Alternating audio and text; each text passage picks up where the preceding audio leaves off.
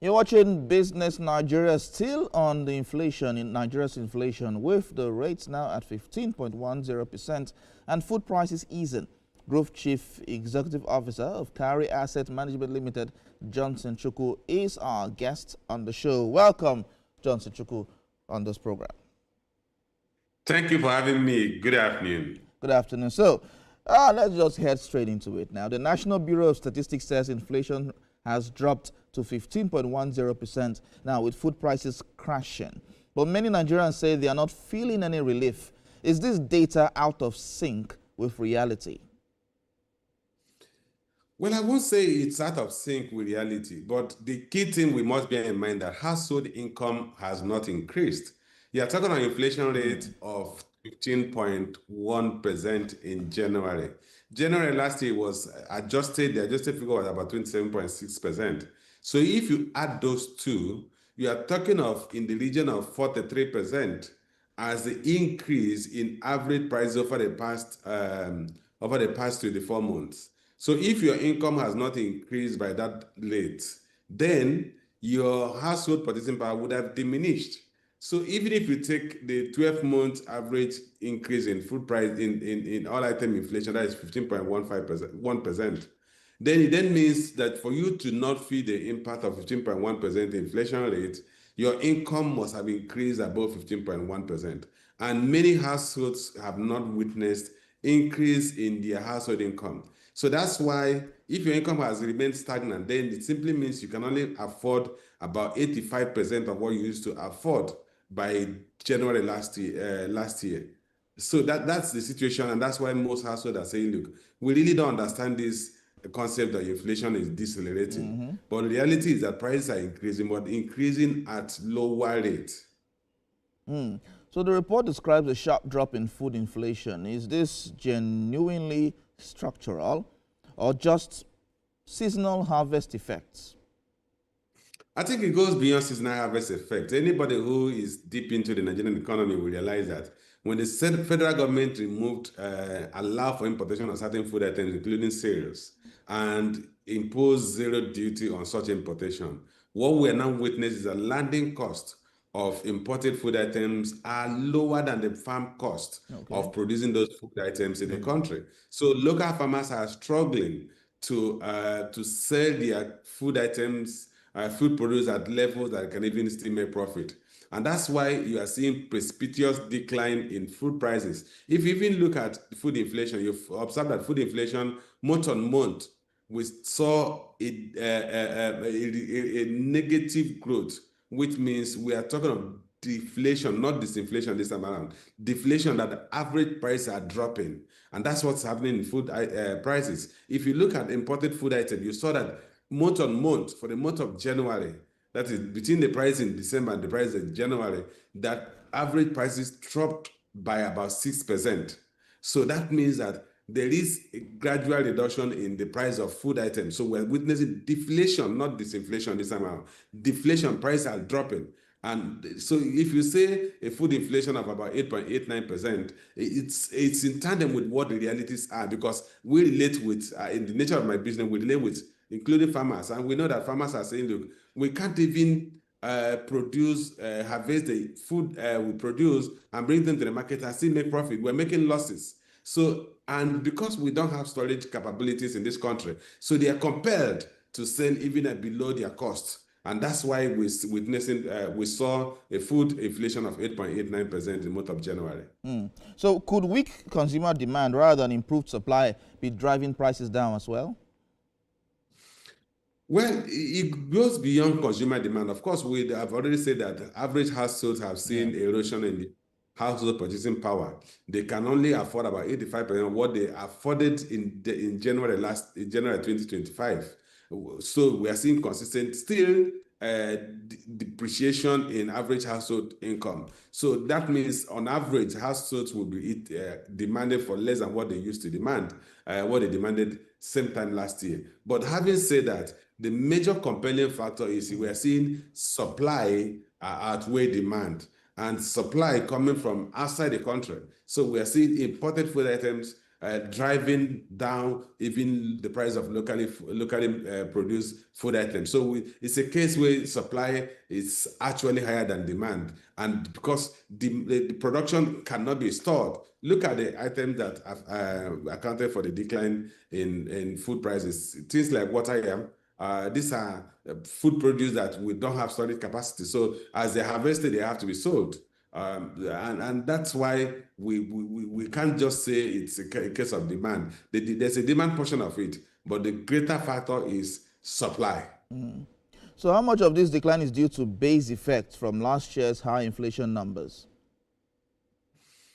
You know, when you talk of base effect, we are just saying that the impact of an increase is no longer has lower weight when you are building from a higher base. And let me put it in very graphical form.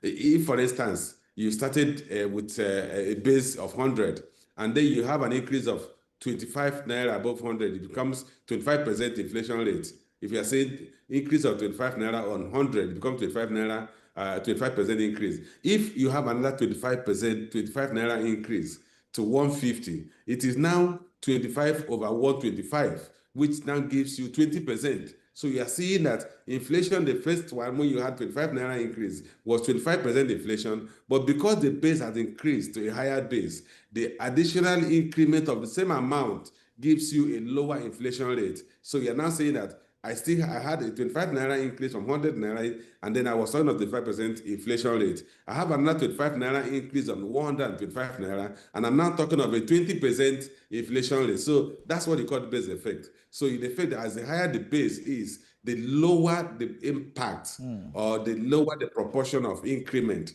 relative to the new base. So the central bank has maintained tight monetary policy. Has this worked, or has it simply choked growth? Well, I would say that given that we've seen a relatively a consistent moderation in inflation rates, and we have also achieved some level of stability in exchange rate. In fact, we are witnessing appreciation in our local currency exchange rate. One would say that reasonably, where central bank policies have worked, the tight monetary policies have worked in stabilizing interest rate, in stabilizing consumer prices or inflation rate, in stabilizing exchange rate. Beyond that, we've also seen reasonable improvement in capital importation in the country, all of them driven by monetary policy stance.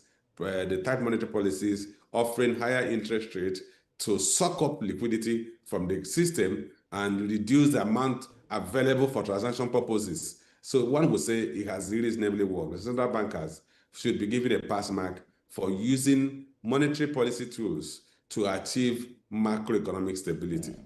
All right. Food accounts for the largest share of household spending, like you have also attributed. Can we honestly say welfare is improving? Well, I had said earlier that, of course, if you look at the weight of food items, about 40% in the consumer, in the COIP, that is classification of individual consumption by purpose. It's about 40%, which means an average Nigerian household spend about 40% of their income on food. We've seen a food inflation at about 8.89%. We saw a month-on-month inflation, food inflation of negative of 2.88%. That is prices declining on average about 2.88%. But it is not just food that Nigerian households consume. You have to look at the other components. If you look at even for the month of January, you observe that year on year, food and non-alcoholic beverage increased by about 6%. They are still accounted for the highest increment as an individual consumption for purpose item. So average household will not say that their standard of living has improved. What would only say is that the rate of deterioration is moderating. And hopefully, for us to begin to see an improvement in household standard of living or household consumption, we have to see an increase in household income. It is not enough that inflation is dropping. The second leg of improving the standard of living of citizens will come from improvement in income. Without an improvement in income, there is just a limit to which inflation decline or deflation disinflation will lead to an improvement in household standard of living. Because there is no way you're going to achieve zero inflation in an emerging economy. So even if you achieve zero inflation and you do not have an increase in your household income, that means your standard of living will just remain stagnant. So the next phase, which is the duty of the fiscal authorities, is how do we drive household income? How do we lead to improvement in household income? How do we create more job opportunities? How do we make the economy more productive that companies can actually pay higher wage without eroding their own income? All right, so Nigeria remains vulnerable to exchange rate volatility and global commodity prices. Now, how fragile is this inflation moderation? Well, looking at the factors you just mentioned, the fact that our economy is subject to the vagaries of oil price movement, and then that once you see oil prices move southwards, it will affect our foreign exchange earnings. Whatever affects our foreign exchange earnings will affect our exchange rate. We are vulnerable, but I think that vulnerability in the short term, and I emphasize the short term, is highly moderated. The reason is that if you look at our current reserve, we're approaching $50 billion. That is quite comfortable. I mean, our current reserve can actually fund up to more than 10 months of import. The standard is to keep 3 months of import as your reserve. And then we have seen consistent balance of trade, positive balance of trade in the past 3 quarters. So, or more than 3 quarters. So that's all flushing into creating a more stable, short-term macroeconomic environment, standard environment for the country. So I don't think we should expect a precipitous depreciation of local currency that will flush into a higher cost of imported items and that will affect the inflation rate. So to a reasonable extent, in the short term, I would think the outlook for interest rate or the outlook for negative effect of exchange rate movement on inflation rates is quite moderate or quite low. All right. So some will argue that some argue this signals macroeconomic stabilization. Now, from an investor standpoint, is 1 month of marginal decline enough to change sentiment? No, it's not, but it's a pointer. And bear in mind that we're not just talking of 1 month. Last month, we saw 15.15%. The preceding month, I think we saw about 17.7%. So if you look at the graph for inflation, other item inflation, you will see a consistent decline in inflation. Even if you look at food inflation, month on month for December, food inflation month on month was a deflation about 0.36%. So this month's deflation about 2.88% is 2 consecutive months of deflation in terms of food inflation. So it's turning into a pattern. And those variables, the factors that are driving down food inflation are still there. Free or importation, approved importation of food items into the economy. Until that is reversed, the key thing we must bear in mind that because our level of productivity in the agricultural sector, which is far below the global standards of productivity, then imported food items will always be cheaper because they are cost less to produce in other countries because of the higher level of productivity.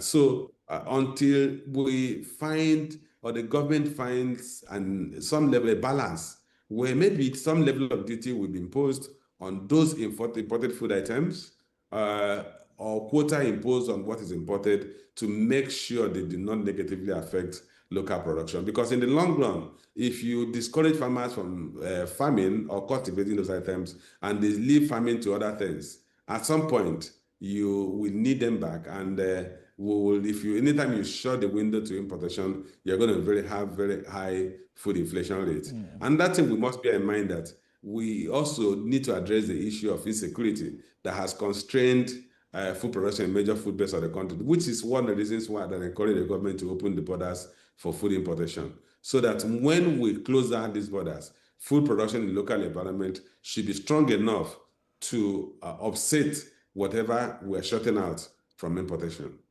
All right, Group Chief Executive Officer of Kari Assets Management Limited, Johnson Chukwu. Thank you so much for talking to us. Thank you. Thank you for having me.